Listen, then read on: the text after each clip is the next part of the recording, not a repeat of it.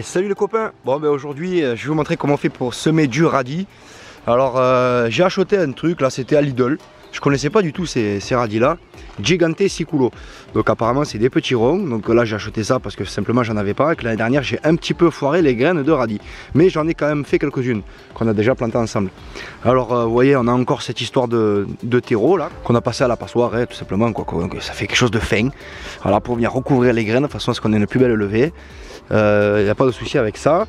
Et par contre pour les radis, on sème des graines tous les 15 jours. Et ce coup-ci on sème du petit tasseau. Tout simplement. Comme ça on plombe légèrement le fond. À peine un peu, vous voyez, juste comme ça.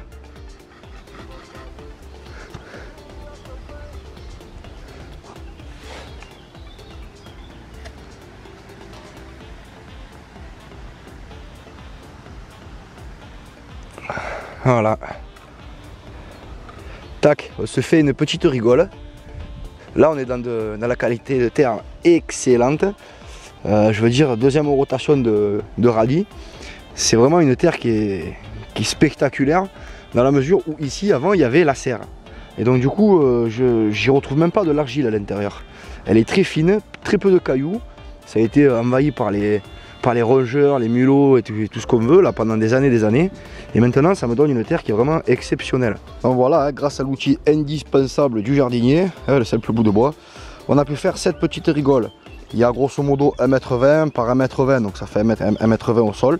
Et là il y a de quoi produire énormément de petites racines, donc de petits radis.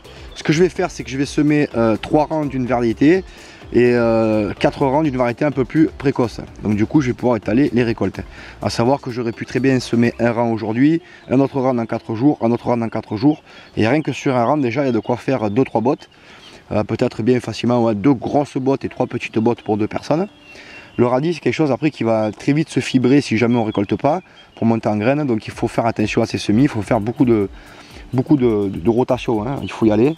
Puis il ne faut pas hésiter à mettre à côté voilà, vous voyez, des aromates, hein, des haricots, des oignons, des fraises, voilà, des fleurs, des endémiques de partout. Donc un potager, je vous ai expliqué déjà. Hein. Le potager c'est 60% pour nous et 40% en sauvage. Hein. Moi, je cultive sur un potager de 3000 m² en tout et j'occupe au sol actuellement 1600 m². Voilà, tout le reste c'est pour de la nature. Voilà, il y a besoin de ça. Sans ça, il y a un déséquilibre et les insectes ainsi que les petits ravageurs ne savent plus se repérer, ne sont plus dans leur milieu naturel et font du dégât, ce qui n'est pas donc dans l'ordre des choses. Voilà, pour respecter un potager, il faut respecter une zone sauvage pour eux, quoi, pour préserver leur environnement. On pense récolter moins parce qu'on a moins de superficie, mais croyez-moi, les expériences ont été faites avant et on récolte beaucoup plus parce qu'il y a moins de ravages. Donc, vous voyez, une petite rigole comme ça, donc c'est même pas plombé, hein, c'est encore très souple, mais ça permettra que la racine plonge bien en forçant juste à peine un petit peu. On va semer donc le radis. Je vais chercher un autre paquet, je crois que j'avais acheté 2 paquets, un comme ça et un autre. On va voir, j'ai jamais essayé ce Raphanus sativus Gigante Siculo. La préconisation c'est 3 cm entre chaque radis et 10 cm entre les rangs. Voilà, exposition plein soleil. Ils disent qu'il faut à peu près 2 mois. Hein. Si on le sème au mois 3, on le récolte au mois 5. Et le semis se fait à 5 cm, à 5 mm de profondeur. Donc on y est là, hein. C'est impeccable. Vous voyez, parfois c'est pas faux ce qu'ils racontent. Bon après c'est les paquets qu'on paye, je crois, 30 ou 40 centimes, je sais plus du tout, 3 grammes. Attention à ne pas se faire piéger parce que parfois les quantités sont très faibles par rapport au prix indiqué et on paye parfois plus cher des paquets des graines qui sont moins chères. Donc j'ai déjà fait pas mal de fois des graines Lidl, hein, c'est pas mal. Voilà, je vais pas faire monter ça à graines, hein, je vais arracher.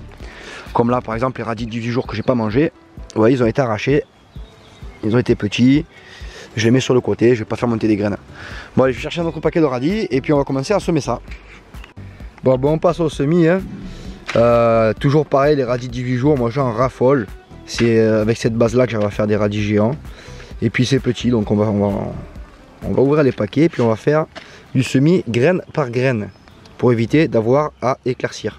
En respectant donc les fameux 3 cm qu'ils expliquent pour être sûr qu'on n'a pas de choses à jeter. C'est vraiment dommage de devoir éclaircir à chaque fois et devoir jeter beaucoup de petits légumes qui auraient pu donner une petite récolte. Donc voilà, allez, c'est parti.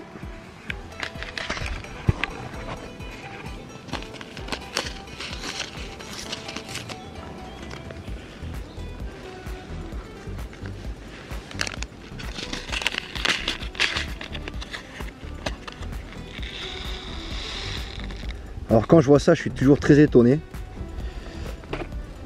J'aimerais connaître la technique des industriels, je pense deviner, hein, pour avoir des graines aussi épurées. Alors sachant que ça pousse dans d'Écosse, que c'est très délicat et très difficile de sortir les graines de radis d'Écosse, il faut les battre et les passer dans des tamis spécifiques. Alors, moi quand je fais mes graines de radis, j'ai énormément de déchets avec. Et là c'est vraiment quelque chose d'extrêmement épuré, toutes les graines sont calibrées. C'est vraiment... c'est presque beau parce que quand on sait comment c'est difficile de le faire à la main, et bon voilà, là on a des graines qui sont calibrées. Allez, on va commencer à mettre les graines, une tous les 3 cm.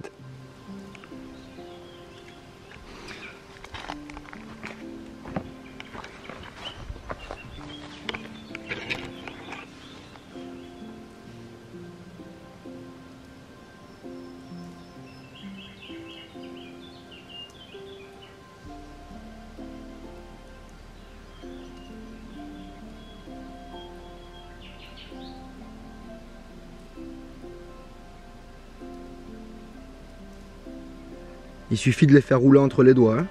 Ou alors on peut avoir aussi une petite boîte à faire graine par graine comme ça. Je l'avais, je la trouve plus, mais sinon je l'aurais utilisé. Donc c'est là qu'on va passer le plus de temps, hein.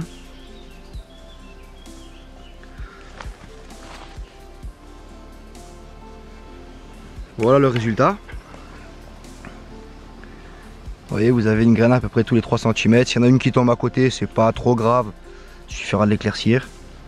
Mais voilà ce que ça peut donner. Allez, je fais tout le reste, je recouvre et puis j'arrose. Donc c'est la même technique que pour la carotte. Je vais utiliser donc le terreau de forêt que j'ai passé au tamis pour faire une petite couche par-dessus fine. Et ensuite je vais venir arroser. Et par contre, sachez une chose, c'est que le radis, il aura tendance à piquer s'il manque d'eau. Donc ne faites pas l'erreur de voir que le radis a levé, qu'il est résistant à la chaleur, parce qu'en fait il va être piquant. Voilà, si vous voulez un radis un peu plus doux, il suffit simplement de venir lui mettre un petit coup d'arrosoir de temps en temps. Et là vous aurez un radis qui sera très très bon. Voilà, hein, tout a été semé maintenant. Ça m'a pris approximativement 5 minutes pour faire toute cette planche. Il y a de quoi produire pas mal de radis, hein. Comme d'habitude, hein, je le répète maintenant hein, plus souvent qu'à mon habitude. Si les vidéos vous plaisent, n'hésitez pas à mettre un petit like qui m'aidera au référencement, qui donnera aussi aux éventuels visiteurs une petite idée du contenu qualitatif de la vidéo. Vous pouvez vous abonner avec le petit onglet qui est juste là et activer la clochette si bien évidemment vous souhaitez avoir les dernières mises à jour. Et puis après, pour ceux qui souhaitent soutenir le développement de nouvelles vidéos et de la micro-ferme, vous avez un lien vers le financement participatif Tipeee qui nous aide bien comme il faut et au fait aussi de petites contreparties sous forme de graines pour remercier les tipeurs. Donc maintenant que ceci est dit, je vais commencer à recouvrir avec mon terreau, très fin. Vous pouvez aussi regarder la vidéo carotte, hein, je vous ai mis le lien, comme ça vous verrez que c'est à peu près la même chose. La seule différence c'est que là bon, on fait des petits chenaux avec ça, on fait des petits rails quoi, propres, nickel. Comme ça on sait bien où c'est qu'ils sortent, il n'y a pas de souci. Je recouvre avec mon terreau. Qui n'est pas trop sec, hein, donc qui va permettre lors de l'arrosage d'éviter que les graines ne foutent le camp. C'est pas cool. Et puis ensuite tous les 2-3-4 jours je vais venir mettre un petit arrosoir là histoire que ça lève bien et qu'elle soit pas trop piquante. Voilà, c'est ainsi fait. Et pour garantir une germination optimum, j'ai bien sûr ajouté à ce petit terreau de bois là et de litière de forêt un peu de lombrité, ce qui va augmenter considérablement le taux de germination. Ensuite il suffit simplement de venir plomber mais doucement net, vous voyez, comme ça là. Ça va permettre au feuillage de sortir bien droit et à la racine d'aller chercher en profondeur. C'est toujours utile de plomber un peu. Ensuite un petit coup d'arrosage et l'affaire est jouée. Vous allez avoir de très beaux radis à déguster d'ici 2 à 3 semaines. Pour les 18 jours, en tout cas, ça c'est sûr. Les autres, je sais pas, je les ai jamais cultivés. Donc voilà, ainsi, sur cette belle fin, on va se quitter pour ce petit tuto là. Si vous avez des questions, bien sûr, n'hésitez pas, hein, vous le savez, je réponds toujours avec plaisir. On peut également se retrouver sur le vocal, hein, sur le serveur Discord de la chaîne. Il y a plus de 500 personnes maintenant qui nous ont rejoints à la communauté là, c'est très sympa. On y fait des soirées à thème, on y développe plein de sujets à thématiques. C'est vraiment génial. Et quoi de plus, le beau temps est là. Donc pensez à à apporter un peu de soin au potager maintenant, avec un petit peu d'arrosage par-ci par-là si on a besoin. Et évidemment, prenez soin de vous, c'est ça l'essentiel. Je vous dis à très bientôt les copains. Ciao ciao.